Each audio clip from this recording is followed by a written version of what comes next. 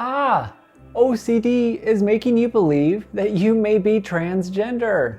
What is this theme? Do you know what to do about it? How to handle it when it comes up? Hi, my name is Nathan Peterson. I'm a specialist with OCD and anxiety-related disorders. I create videos every single week on different tips and tricks that can help you through your OCD and anxiety symptoms. Make sure that you are subscribed to my channel so you do not miss these videos. Transgender OCD has been a topic of conversation recently, and many have requested this video. It seems like we have a name for everything, every type of OCD. But some people fit this in the same category as sexual orientation OCD. Before we jump into all of it though, let me give you a quick definition of what transgender actually means. Transgender is a broad term that can be used to describe people whose gender identity is different from the gender they were thought to be when they were born. Some individuals may use the word trans as a shorthand for transgender. Simply, a male might be identifying as a female, or a female might be identifying as a male. The reason you might struggle with transgender OCD is because it has nothing to do with who you are as a person, or even some causes and effects for your life. What matters is that you have OCD. Some individuals may be triggered into having this type of theme due to just a random thought of, I wonder what it would be like to be female. I wonder what it would be like to be male. It can be completely random. Something like watching a TV show or a movie. Someone's talking about their experience, how they found out that they are transgender, how they never knew. It took their entire life to figure this out. They finally discovered it. It makes the person start thinking, if it took them this long and they finally discovered it and they look happy, I wonder if I am too. Ultimately, OCD can attach to anything that we care about. It often wants to pick something that is completely random, or it can pick one of our values, make it a really big deal. There's this huge urgency in the specific moment to know the answers. A great deal of anxiety is pushing them towards knowing this. Am I transgender or am I not? They will sometimes not feel satisfied until they get a solid answer. But there's the trap. Even if they feel like they got a solid answer, even if they feel like they really know themselves, their brain tends to start doubting again. First off, while I have your attention, I need you to know and understand that with little to no knowledge of OCD, you may be hearing something like this and believing that individuals are masking their sexuality, or they really are who they are and it has nothing to do with OCD, that they may be using this as a label, that they may be labeling themselves as OCD because they just don't want to have this and they're denying it. They're confused with themselves, that they may be using this as a defense mechanism and they're not able to accept themselves for who they are. So what I would say is, please familiarize yourself. Know about OCD, learn about it before you make these kind of judgments. I just know someone will comment below, this is not OCD. OCD doesn't exist. It's about washing your hands. It's about making things neat and tidy. You guys are all getting tricked into thinking that you have OCD, but you really just need to accept who you are as a person. Whew. It happens.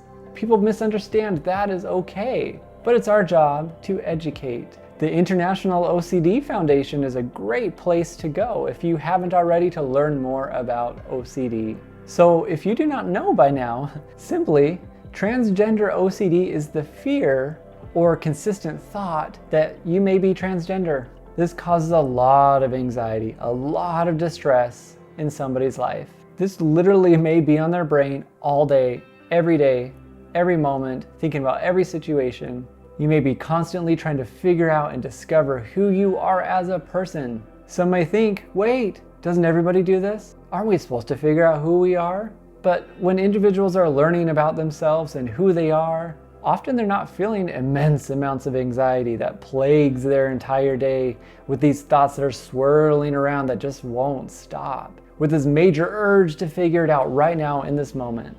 That this newfound discovery will destroy them and their value system. We know that OCD is OCD. It's going to try to attach to anything. The topic doesn't seem to matter much. The content doesn't seem to matter much. This does not mean that you don't matter. This means that as we keep creating these titles and themes for people for what they're going through, what it all comes down to is all of them are funneling down to the same thing: OCD, uncertainty. So in reality, we need to take all of these themes and topics. This is just part of your OCD, but you need to remember that you have OCD. When we do treatment for transgender OCD, we're actually just doing treatment for OCD. Just like if I had the flu and I have all these different kinds of symptoms. Yes, I'm treating the symptoms, but ultimately I still have the flu. We're working on the flu. Let's go through some of the common obsessions that individuals may struggle with when they're going through this transgender OCD. They're fearful that they may be transgender. Duh. Consistently questioning their sexuality.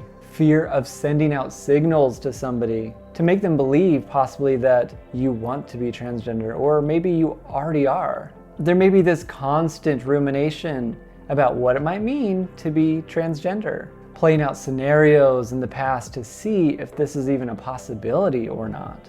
Playing out scenarios in the future to understand what it might mean to be transgender.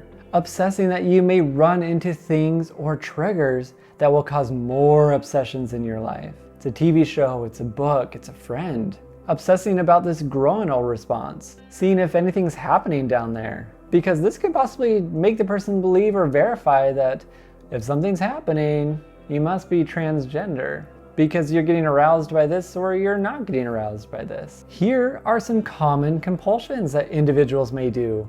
The compulsions are the things that individuals do to feel relief, to find an answer, to think they're finding an answer. There's a lot of avoidance. They stop dating, they stop attending events, they don't go out in social settings anymore. There's a lot of checking when it comes along with this. Looking at pictures, looking at somebody and determining, am I like this? Am I not like this? Do I like this? Do I not like this? They want to see sometimes if there's a sexual response of some kind. Some individuals may wear the opposite sex clothing. They want to check and see, like, do I like this or do I not? Sometimes there's a lot of reassurance, looking at photos to confirm their sexual desires, to see if it aligns with who they are. Often individuals will use logic as a way to reassure themselves. They'll look at their entire past, they'll see their journals, they'll ask their friends, they'll look at everything to see if they caught wind earlier in life that they actually were transgender or not. They may look on the internet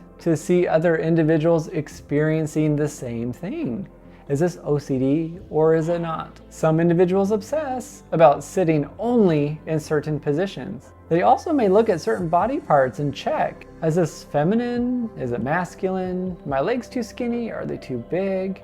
Is my stomach skinny enough? Individuals may check their voice. Is it high enough? Is it masculine enough? Is it deep enough? If it's high, then I really might identify with a girl. If it's low, then it probably verifies that I probably identify with a male. As you might be able to tell, this isn't denial. People aren't going through this just trying to figure themselves out and wanting to feel all this anxiety, and this isn't what you probably think it is. This is OCD. And when it comes to this OCD, there's treatment. Did you know there's treatment? The treatment for this is called exposure and response prevention. Our goal with doing exposures is to teach your brain, retrain your brain to not have this response system to a thought, to a feeling, to an emotion. That just like a fire alarm is going off and it's blaring at you, we're just gonna sit through it and we're gonna say, sweet, I'm risking that there's a fire, but I'm not leaving. A lot of the times when we do treatment for something like this, our goal, as much as we can, to not figure it out. You no longer want to research on the internet. You no longer want to find out if you're transgender or not. And when your brain says, figure it out, figure it out, figure it out, this is your only job right now, a lot of times the magic words are, you know what, maybe I am, maybe I'm not. Maybe, maybe not. We gotta say it. And you're not gonna be satisfied with an answer like this, but that's okay, because your brain wants to keep urging you to find out, and you're gonna keep giving it the same answer. You know what, maybe I am, maybe I'm not. Sometimes individuals will do exposures to risk that they're transgender, whatever that behavior might be. So I'm gonna walk a certain way, I'm gonna talk a certain way on purpose. Am I worried about having a really high voice because I don't want to identify as a woman? then guess what? I'm gonna be walking around talking really high now, on purpose. It's okay to feel anxiety, that's all right. It's gonna be your buddy through this kind of treatment. Realistically, seeing a therapist is a good option. They can take you through the best exposures for you specifically and help you do them the correct way. What happens is that your brain starts learning that when you've taken all this value and power away from it, that it no longer wants to pester you with it, because it knows, okay, I could throw out this thought right now that they're transgender, but they're not giving me anything.